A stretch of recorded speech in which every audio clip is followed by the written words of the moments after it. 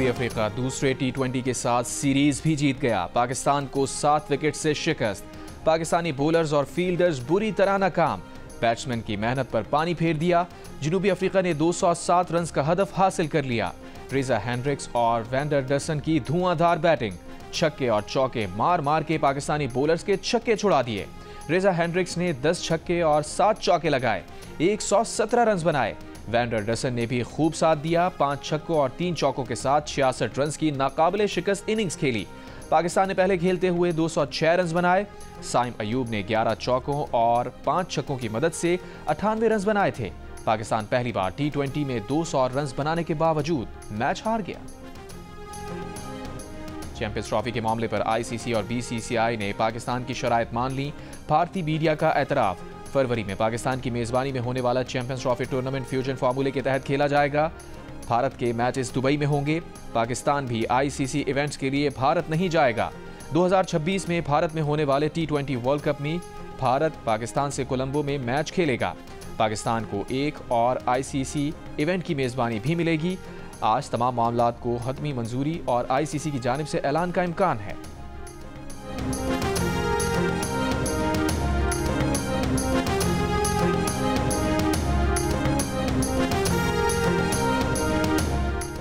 Supreme court ने फौजी अदालतों को 85 सिविलियंस के मुकदमात का फैसला सुनाने की इजाजत दे दी। आईनी बेंच का तहरीरी हुक्मनामा जारी। हुक्मनामे में कहा गया है कि फौजी अदालतों के फैसलों का ऐलान सुप्रीम कोर्ट के फैसले से मशरूत होगा। जो मुल्जिमान रिहाई के हकदार हैं उन्हें फौरी रिहा किया जाए। जो मुल्जिमान रियायत के हकदार हैं उन्हें रियायत दी जाए। जो मुल्जिमान जेल काट रहे हैं उनको मुतल्लिका जेल हुक्काम के हवाले किया जाए। जेल मैनुअल पर सख्ती से अमल किया जाए। सुप्रीम कोर्ट के हुक्मनामे का 85 मुल्जिमान के हुकूक पर असर नहीं पड़ेगा। आईनी बेंच ने सिविलियंस के फौजी अदालतों में ट्रायल के केस की समाअत मौसम सरमा की तातीलात के बाद तक मुलतवी कर दी।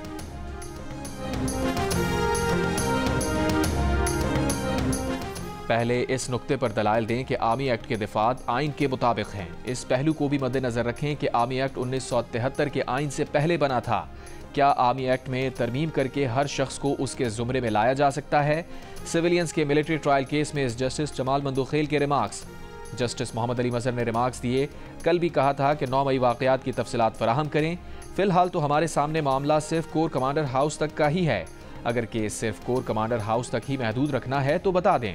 एडिशनल अटॉर्नी जनरल ने कहा तफसीलात आज सुबह ही मौसूल हुई हैं, मुतफर्रिक दरख्वास्त की सूरत में जमा कराएंगे। जस्टिस जमाल मंदोखेल ने रिमार्क्स दिए। आर्मी एक्ट के तहत बुनियादी हुकूक मैसर नहीं होते। ख्वाजा हारिस ने कहा बुनियादी हुकूक जुर्म करने पर ही ख़त्म होते हैं। जस्टिस मुसरत हिलाली ने कहा यहाँ बात बुनियादी हुकूक की नहीं हो रही, सिविलियंस और नॉन सिविलियंस की हो रही है।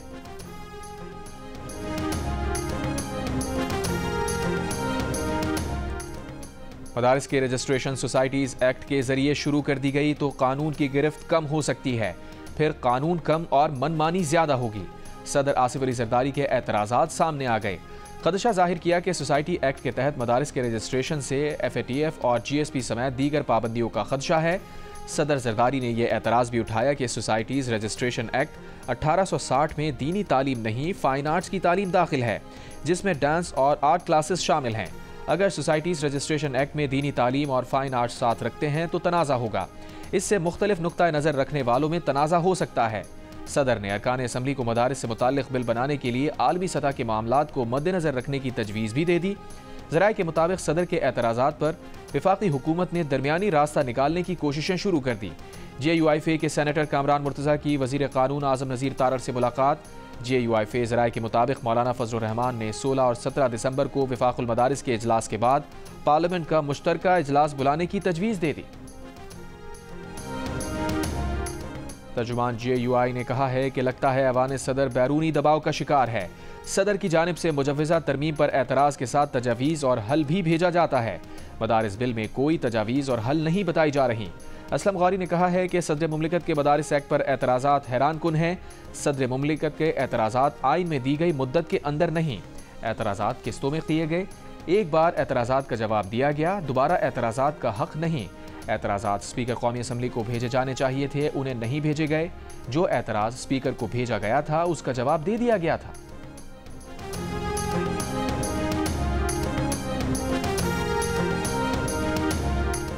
वज़ीर आज़म शहबाज शरीफ ने कम बिजली पैदा करने वाले फरसूदा बिजली घर फौरी बंद करने की हिदायत कर दी। बिजली की मौजूदा इस्तेदाद को शमसी तवानाई पर मुंतकिल करने का हुक्म। बिजली मंसूबों से मुताल्लिक इजलास में कहा, दुनिया भर में माहौल दोस्त कम लागत वाली शमसी तवानाई से बिजली पैदा की जा रही है। पाकिस्तान खुशकिस्मत मुल्क है कि मुल्क में शमसी तवानाई की वसी इस्तेदाद मौजूद है। मुस्तकबिल में कम लागत बिजली मंसूबों को ही तरजीह दी जाए। बिजली की पैदावार के मंसूबों के लिए मकामी वसाइल को तरजीह दी जाए। बिजली तरसील के निज़ाम में जारी इस्लाहात पर अमल दरामद को तेज़ किया जाए। वज़ीर आज़म से ताजिकिस्तान के वज़ीर तवानाई की मुलाकात। ज़मीनी रवाबित, तवानाई, तालीम, ज़राअत के शोबों में ताउन को मज़ीद फ़रोग़ देने पर इत्तफ़ाक़।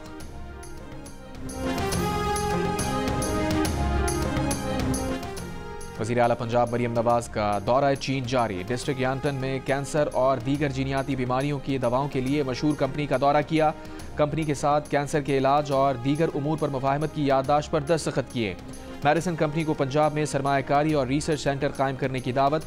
कहा, चीनी कंपनी के ताउन से सूबे में सेहत के मयार को मजीद बेहतर बनाएंगे। शंघाई में चीनी सोलर कंपनी के दौरे में कंपनी को पाकिस्तान में मैन्युफैक्चरिंग यूनिट कायम करने की पेशकश। सोलर कंपनी के इजलास से खिताब में कहा, सोलर तवानाई की तलब दिन ब दिन बढ़ रही है।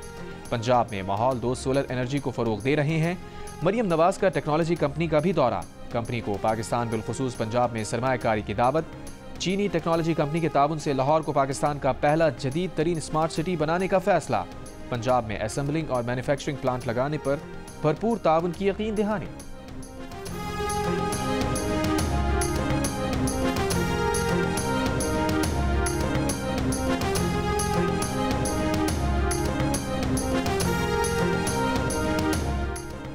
महमूद खान अजगज़ई की ज़ेर सदारत अपोजिशन इत्तेहाद का इजलास। तयशुदा तजावीज़ बानी PTI के सामने रखने पर इत्तफाक।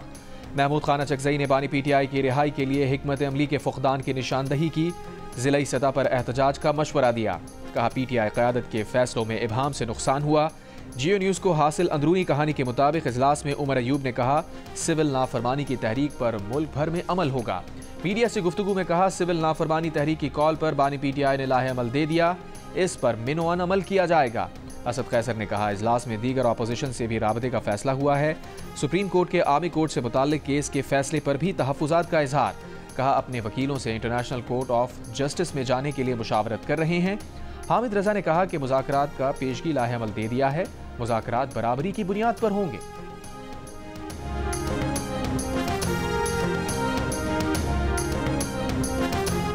वज़ीर दिफा ख्वाजा आसिफ ने तहरीक इंसाफ की मुज़ाकरात की पेशकश पर शुकूक व शुबहात का इजहार कर दिया।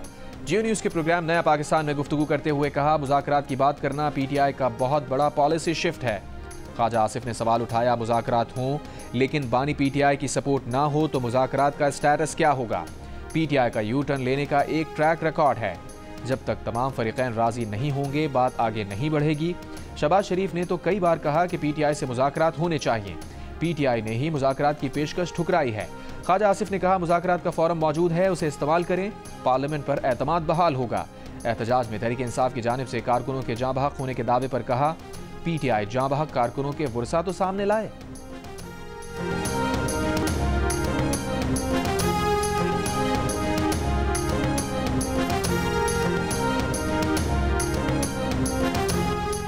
तहरीक इंसाफ डी चौक एहतजाज में लापता और जाँ बहक कारकुनों के मामले पर अदालत पहुंच गई। इस्लामाबाद की अदालत ने बैरिस्टर गौहर की अपील आज समाअत के लिए मुकर्रर कर दी।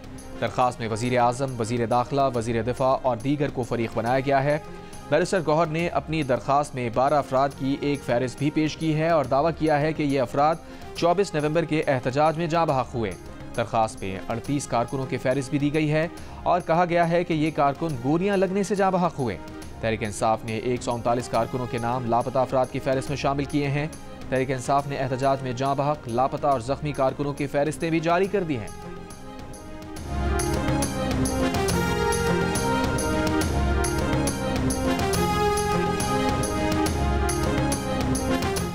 तहरीक इंसाफ के एहतजाज में रेंजर्स एहलकारों की शहादत का मुकदमा इस्लामाबाद के थाना रमना में बानी PTI और बुशरा बीबी के खिलाफ दर्ज कर लिया गया। FIR में कहा गया है कि तमाम वक़ूए का मंसूबा अरियाला जेल में बनाया गया। रेंजर्स एहलकारों की शहादत का वक़ूआ बानी PTI की ईमा और हुक्म पर हुआ। इस मंसूबे के गवाहान जेल के कुछ कैदी, मुशक्क़ती और जेल में खुफिया पुलिस के मुलाजमीन हैं। मुकदमे में अली अमीन गंडापुर, उमर अयूब, वकास अकरम, सलमान अकरम राजा, मुराद सईद, जुल्फी बुखारी, रऊफ हसन, हमाद अजहर और दीगर क़यादत भी नामजद। मुकदमे में कहा गया है कि बुशरा बीबी और दीगर मुल्जिमान ने वीडियो पैगाम के जरिए अवाम को मुश्तइल किया। PTI की क़यादत ने अवाम को फौज और हुकूमत के खिलाफ बगावत पर उकसाया, जिससे वक़ुआ हुआ। एहतजाज में ड्यूटी पर मामूर एक नामालूम ड्राइवर की गाड़ी ने 3 रेंजर्स एहलकारों को टक्कर मारी थी। गवर्नर पंजाब सरदार सलीम हैदर खान ने कहा है कि सिविल नाफरमानी की तहरीक मुल्क दुश्मनी के मुतरादिफ है। मुज़ाकरात की टेबल पर हर मसले का हल निकल सकता है। Peoples lawyers forum Gujranwala division के वफ्द से मुलाकात में कहा, 26वीं तरमीम की वजह से जमहूरियत के खिलाफ काम करने वाले अनासिर का रास्ता बंद कर दिया। आईनी बेंच के क़याम में चेयरमैन बिलावल भुट्टो का तारीखी किरदार है।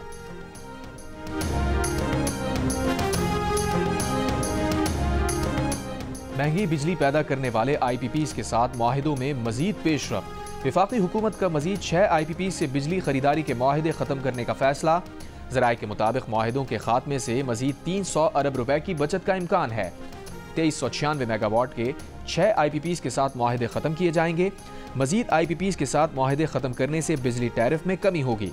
वफाकी हुकूमत अब तक 13 IPPs के साथ मुआहिदे खत्म कर चुकी है। वज़ीर आज़म ने IPPs से मुज़ाकरात के लिए टास्क फोर्स कायम कर रखी है।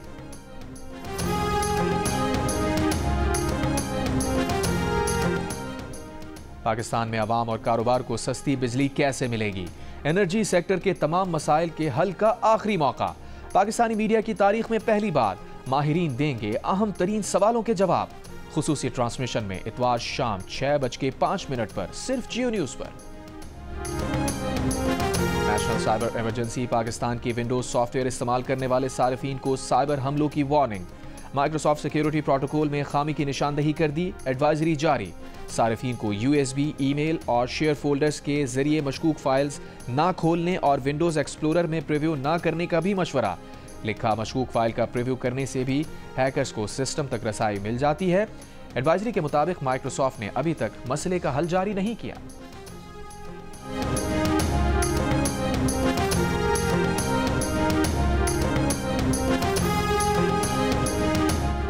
बलूचिस्तान और खैबर पख्तूनख्वा में इंटेलिजेंस मालूमात की बुनियाद पर सिक्योरिटी फोर्सेस के ऑपरेशंस। ISPR के मुताबिक 5 रोज में 43 दहशतगर्दों को हलाक किया गया। 12 और 13 दिसंबर की दरमियानी शब जिला लकी मरवत में ऑपरेशन में 6 खवारिज मारे गए। 9 दिसंबर से खैबर पख्तूनख्वा में 18 खवारिज हलाक हुए। 13 दिसंबर को बलूचिस्तान में मूसा खेल और पंजगोर में 2 अलग अलग ऑपरेशंस में 10 दहशतगर्दों को हलाक किया गया। 9 दिसंबर से बलूचिस्तान में 25 दहशतगर्दों को हलाक किया गया।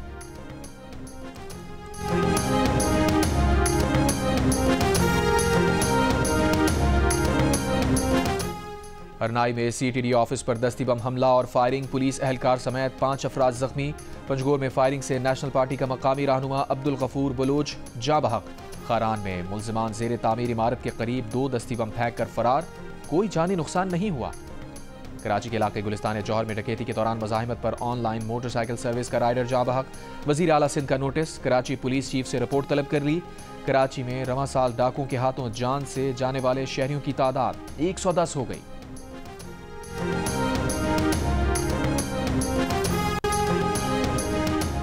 कराची सुपर हाईवे पंजाब बस अड्डे के करीब गाड़ी की टक्कर से 13 साला लड़का जाँ बहक। रवां साल ट्रैफिक हादसात में जाँ बहक अफराद की तादाद 482 हो गई। आज़ाद कश्मीर में धुआं हाड़ी गल्ला के जंगलात में लगने वाली आग पर काबू नहीं पाया जा सका। महकमा जंगलात का अमला मकामी अफराद के साथ मिलकर आग बुझाने में मसरूफ। आग से सैकड़ों दरख्त जल गए।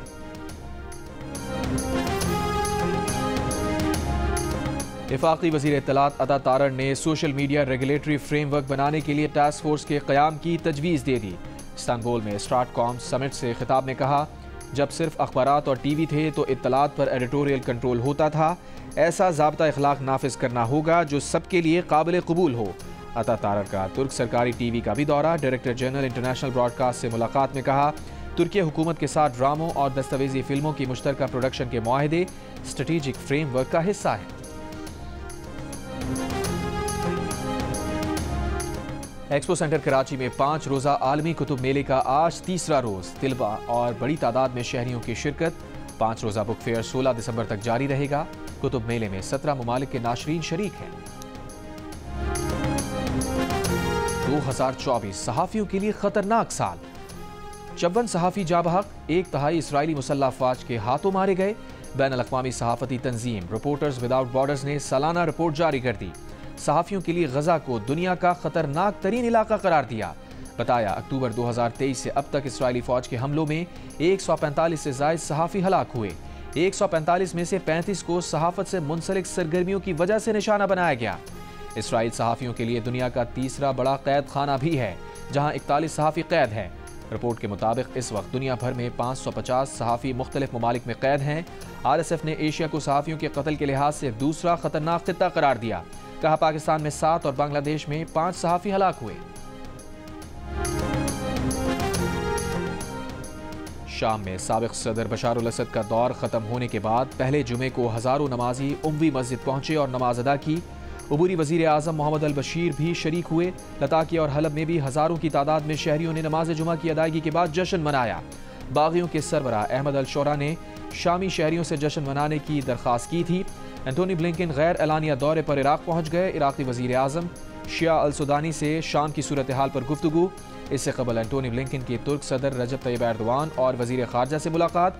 तुर्की का शाम में अपना सफारत खाना दोबारा खोलने का ऐलान। गजा पर इसराइली हमलों में 66 फलस्तीनी शहीद। सहीनी फौज ने पनाहगाह के तौर पर इस्तेमाल किए जाने वाले पोस्ट ऑफिस को भी निशाना बना दिया। लबनान से सीज फायर की खिलाफ वर्जी। इसराइल का सरहदी इलाके क़याम में ड्रोन हमला। हिजबुल्लाह रुकन को निशाना बनाने का दावा।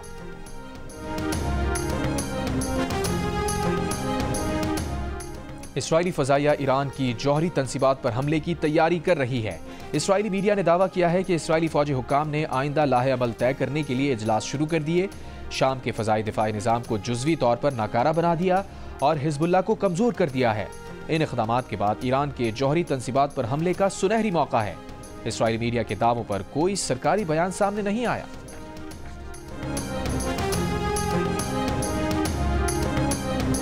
शाम के माजूल सदर बशार अल असद की रवानगी का इंतजाम रूसी वजीर खारजा ने करवाया। खबर एजेंसी के मुताबिक सरगई लारोफ ने कतर और तुर्की के जरिए हयातुत तहरीर से असद की रवानगी में मदद पर काम किया। लारोफ ने पड़ोसी ममालिक से यकीन बनाया कि रूसी तैयारे को निशाना बनाने या रोकने से बाज रहा जाए। बशार अल असद ने अपनी मीडिया एडवाइजर को तकरीर लिखवाने के लिए सदारती महल बुलवाया और खुद गायब हो गए। बशार अल असद ने आखिरी रात वजीर आजम मोहम्मद जलाली की तशवीश के जवाब में कहा, कल देखेंगे। बशार अल असद ने फरार होने का इक़दाम रिश्तेदारों और करीबी साथियों फौजी हुक्काम से खुफिया रखा। साबिक सदर ने फौजी क़यादत को रूस का तैयारा इमदाद लेकर आने की झूठी इत्तला दी। अल असद ने अपने भाई माहिर अल असद और करीबी रिश्तेदारों से फरार का मंसूबा पोशीदा रखा। बशार अल असद ने साथियों से घर लौटने का कहा और गाड़ी में हवाई अड्डे की तरफ चले गए।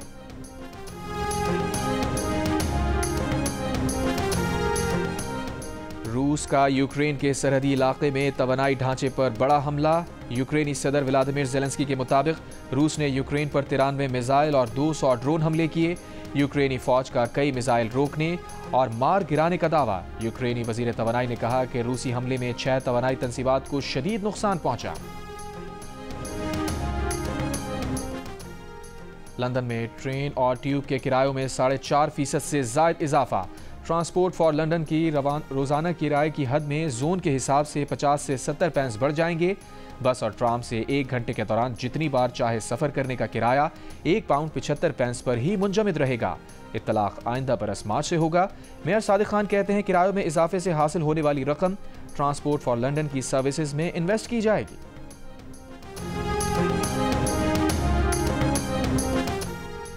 लॉर्ड ढोलकिया को लॉर्ड पॉम्पडम कहने और MP बेलरेबरो एडी की चोटियों को बगैर इजाज़त हाथ लगाने पर बैरोनेस कैथरीन मेयर को 3 हफ्ते की मअतली का सामना। बैरोनेस कैथरीन मेयर के खिलाफ रवांडा के दौरे के दौरान लॉर्ड ढोलकिया और बेलरेबरो एडी को हिरासा करने पर कार्रवाई का सामना। हाउस ऑफ लॉर्ड के अरकान रवांडा जाने वाले joint committee on human rights के वफ़द में शामिल थे। लॉर्ड्स की इंज़बाती कमेटी के सामने पहले तरदीद करने के बाद शवाहिद सामने आए तो लेडी मेयर को इल्ज़ाम तस्लीम करना पड़ा। चैंपियंस T20 कप में स्टैलियंस ने डॉल्फिन्स को दिलचस्प मुकाबले के बाद 5 रन से हरा दिया। एक और मैच में पैंथर्स ने मार्कोर्स के खिलाफ 6 विकेट से कामयाबी हासिल की। रावलपिंडी में जारी इवेंट के तमाम मैचेस जियो सुपर बराह रास्त नशर कर रहा है।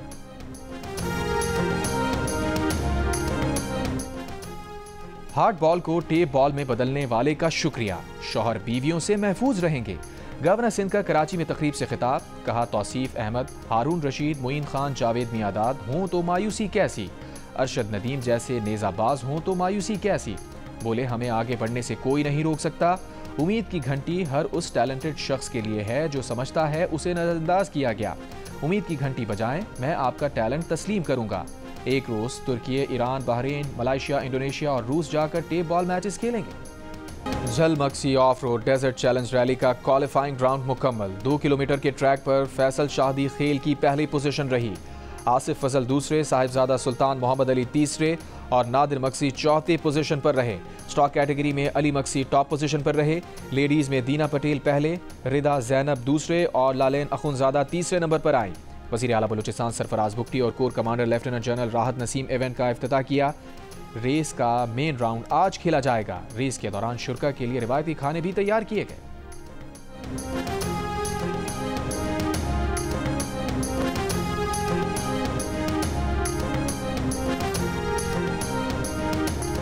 क्या मुकाबला हुस्न जीतने वाला हकीकत में भी खूबसूरत होता है?